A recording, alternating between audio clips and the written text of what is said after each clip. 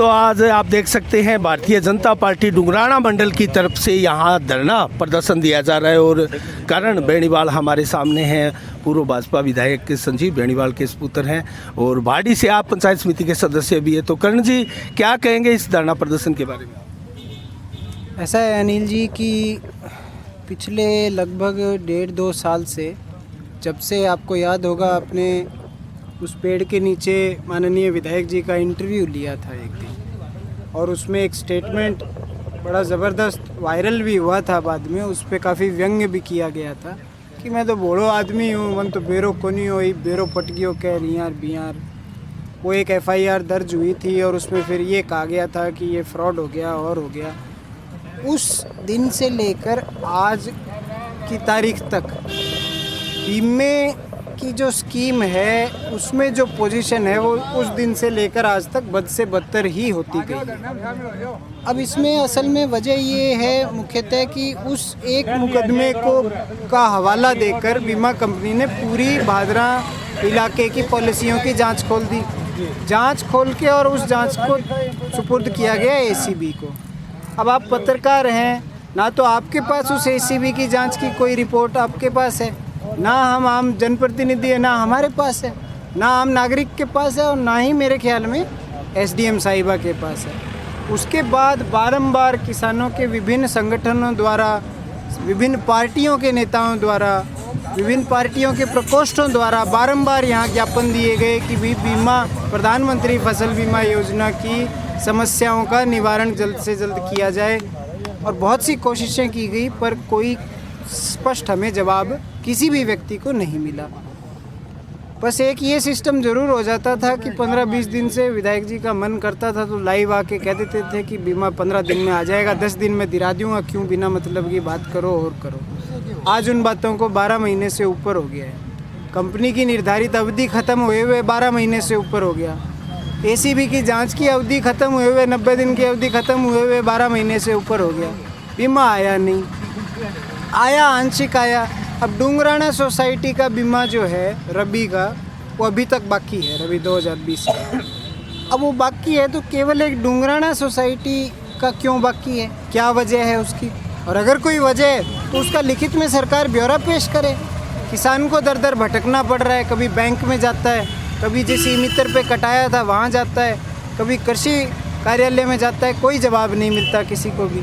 तो इन चीज़ों से अंततः तंग परेशान होकर ये 5वां ज्ञापन है। आज 17 तारीख को भारतीय जनता पार्टी के शिष्टमंडल ने, पूरे संगठन के शिष्टमंडल ने एक ज्ञापन दिया था जिसमें बीमे की समस्या और DAP की समस्या बाबत ज्ञापन दिया गया था, और उसमें नीचे वर्णन किया गया था कि बीमे की समस्या का अगर 15 दिवस के अंदर कोई निस्तारण, कोई हल नहीं निकाला गया तो हम अनिश्चितकालीन धरने पर SDM कार्यालय के आगे हम बैठेंगे।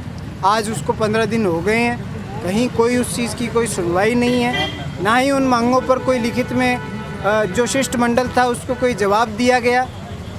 प्योर तानाशाही है, पत्राचार का माध्यम होता है सरकार का, कोई लेना देना नहीं है। पता नहीं वो ज्ञापन कहाँ जाते हैं, पता नहीं उनका क्या जवाब कोई बनता है नहीं बनता है, कोई फॉरवर्ड होते हैं नहीं होते हैं। मुख्यमंत्री जी के नाम ज्ञापन था, कोई उसका कहीं कोई निस्तारण नहीं हुआ। इसलिए आज पार्टी के निर्देशों अनुसार और किसानों की मांग के अनुरूप और सभी लोगों से चर्चा कर आज ये फैसला लिया गया कि भाई अनिश्चितकालीन धरने पर जब तक बीमा नहीं आएगा, 2020 का भी और 2021 का भी, तब तक सभी लोग यहाँ संगठित तौर पर धरने पर बैठे रहे। अच्छा करण जी, अभी आपने कहा कि ये बीमा कंपनियों ने जो बीमा क्लेम जो रवि का 2020 का है वो रोक रखा है, अनभिक्षता प्रकट की है अभी आपने कि पता नहीं क्यों रोक रखा है। तो मैं इसके बारे में आपको बताऊं कि कंपनी का तर्क है एक प्रकार से पेच फंसाकर क्रॉप कटिंग का इस बीमा क्लेम को रोका गया है, तो उस पर आप क्या कहना चाहेंगे? अनिल जी, 2020 का तो क्रॉप कटिंग का कोई विवाद ही नहीं है।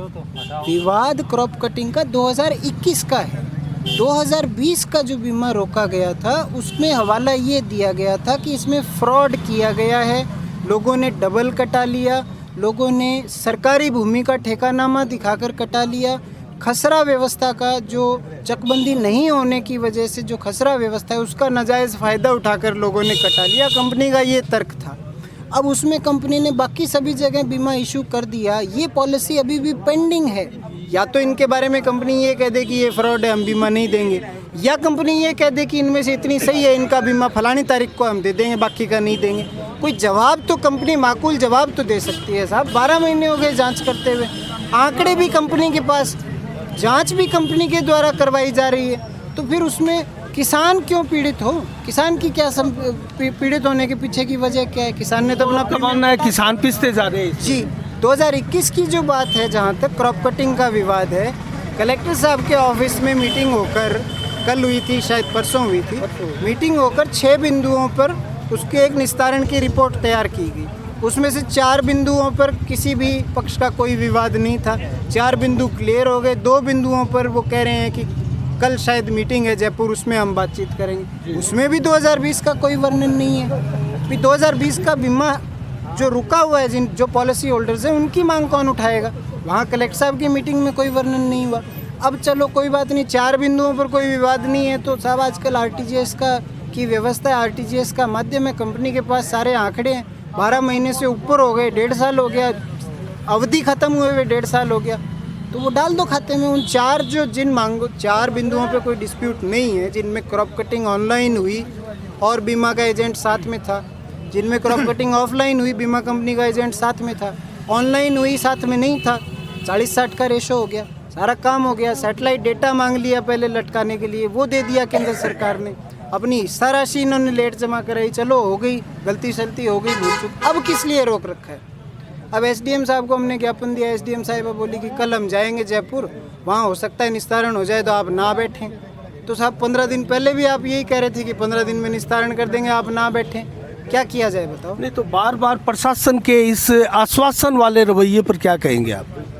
असल में ऐसा है साहब कि प्रशासनिक व्यवस्था का जो स्तंभ जो माना जाता है प्रजातंत्र में, वो पूर्ण रूप से धराशायी हो चुका है।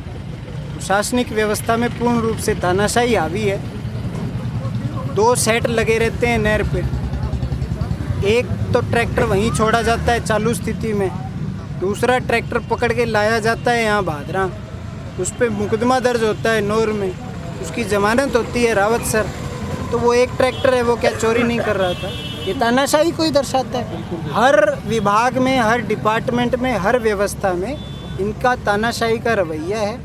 ये केवल हत्थी का दिखाना रहा दांत ऐसा भी है, खाना रहा और है। आप जिस गांव से जनप्रतिनिधि बनकर आए हैं, उस एरिया में अब 14 सिंचाई से वंचित जो गांव है, उसके लिए 100 करोड़ का बजट पीछे बजट में पास करवाया गया था, लेकिन क्या अभी काम वहां हुआ है? और किस प्रकार लोग वहां सोचते हैं, आशावान हैं कि ये काम होगा? इसके ऊपर क्या कहेंगे आप?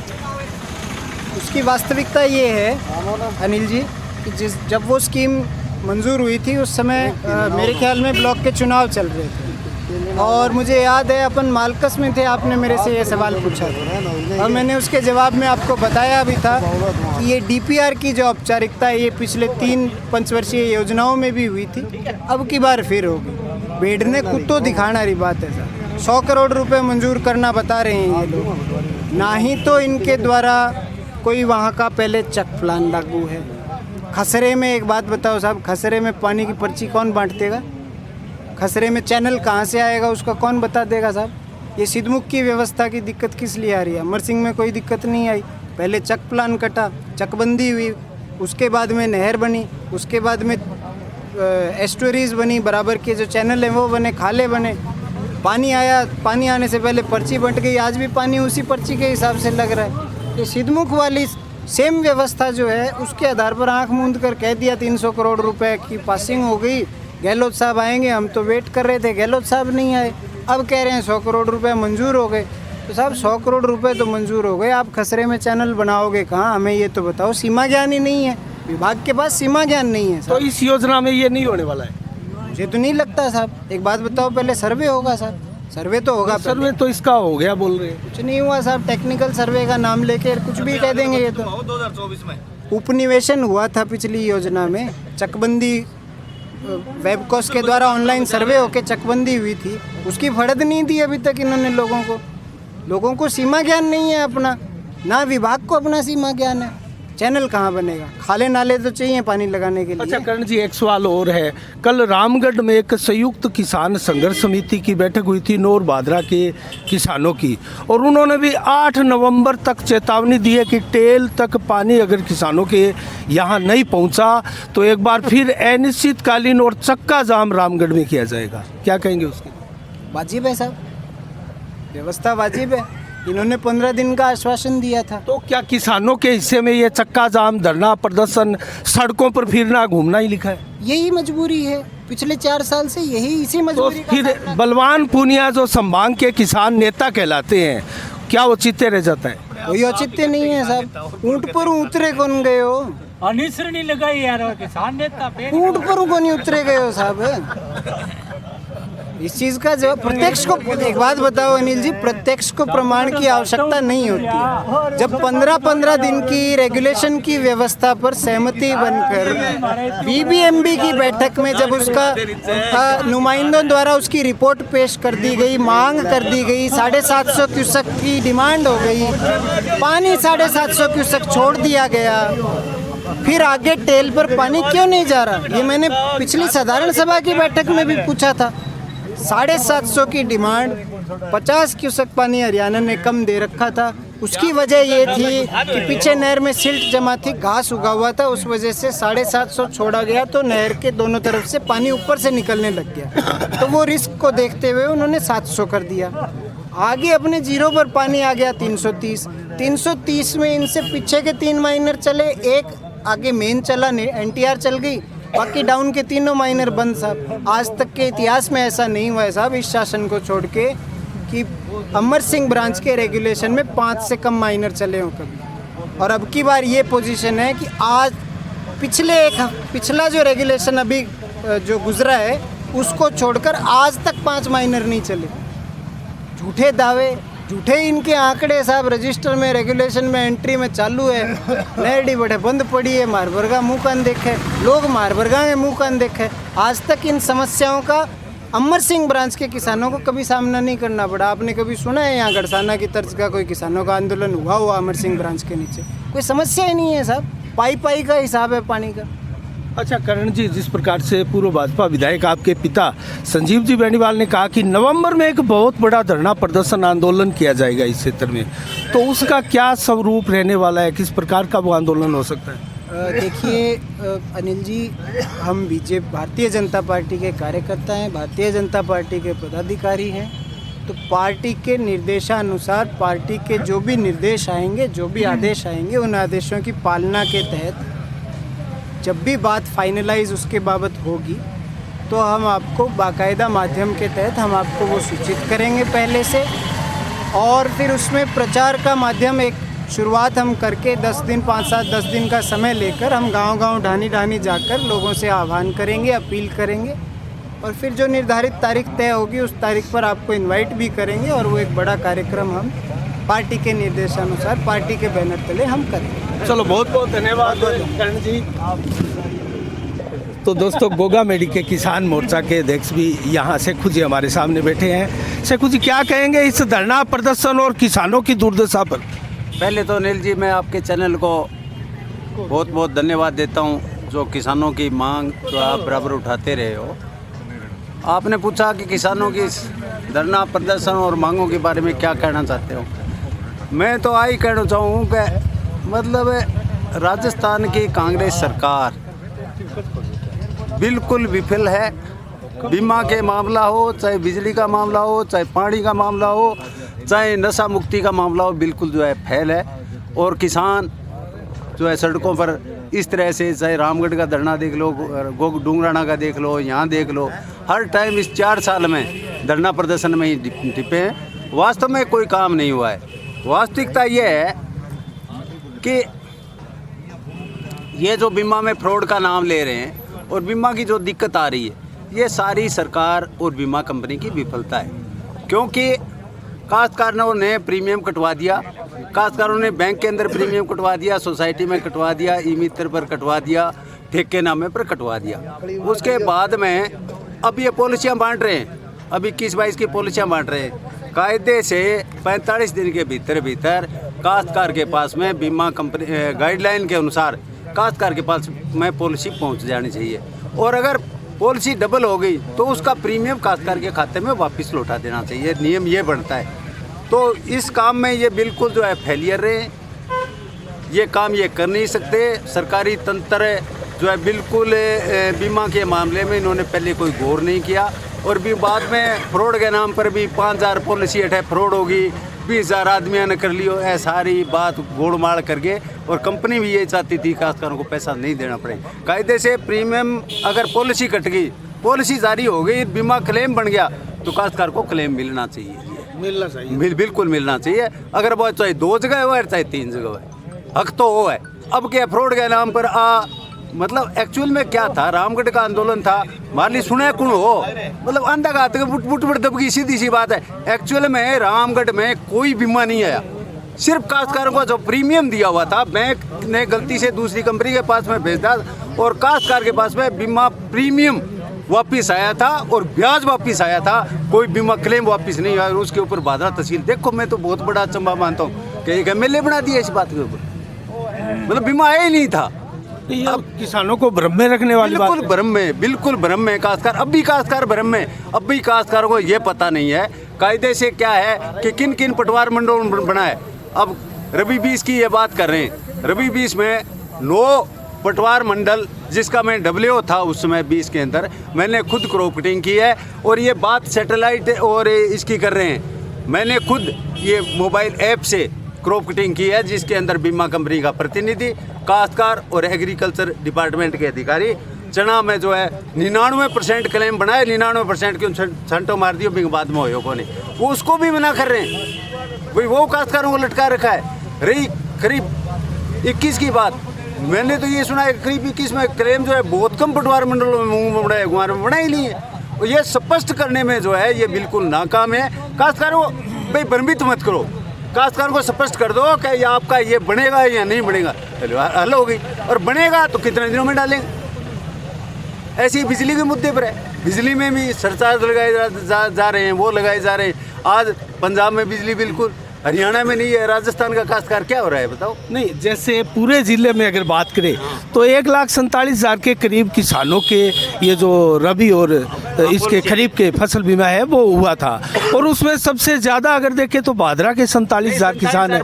तो क्या ये कहीं आप नहीं मानते विधायक की उपलब्धि? क्या नहीं, जनता की जागरूकता है।